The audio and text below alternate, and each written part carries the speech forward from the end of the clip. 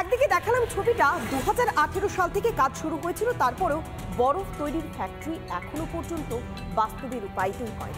আবার অন্যদিকে রাজ্য জুড়ে দেখুন একের পর এক দুর্নীতির পাহাড়, দিকে দিকে সরকারি প্রকল্পে উঠছে দুর্নীতির অভিযোগ। আর এবার দুর্নীতির অভিযোগ কোন জায়গায়? না, স্বাস্থ্য কেন্দ্রের শৌচাগার নির্মাণেও দুর্নীতির অভিযোগটা উঠে আসছে। আবর্জনা দিয়ে শৌচাগারের ভিত ভরাটের অভিযোগ উঠল নির্মাণ সংস্থার বিরুদ্ধে। দেখুন সেই ছবি।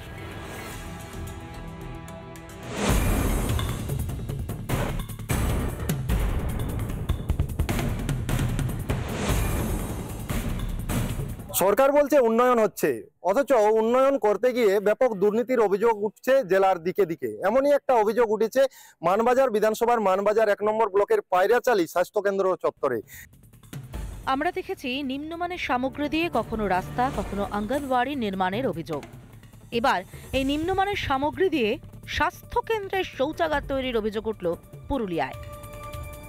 সরকারি প্রকল্পে 18 লাখ টাকা দিয়ে শৌচাগার নির্মাণ, আর সেই শৌচাগার নির্মাণে দেখা গেল আবর্জনা দিয়ে ভিত ভরাট করা হচ্ছে। ঘটনায় নির্মাণ সংস্থার বিরুদ্ধে দুর্নীতির অভিযোগ পুরুলিয়ার মানবাজারের পায়রাচালি অঞ্চলের বাসিন্দাদের।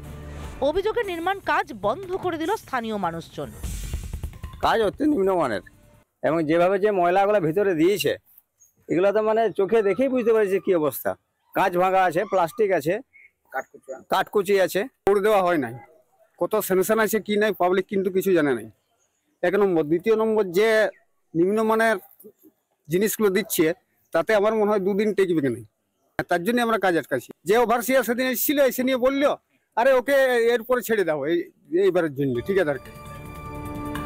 পায়রাচালি স্বাস্থ্যকেন্দ্র তৈরিতে শাসক নেতা থেকে প্রশাসনিক কর্তা সকলের বিরুদ্ধেই কাটমানির অভিযোগ শোনা গেল বিজেপি নেতার গলায়। এখানে প্রচুর পরিমাণে দুর্নীতি হয়েছে।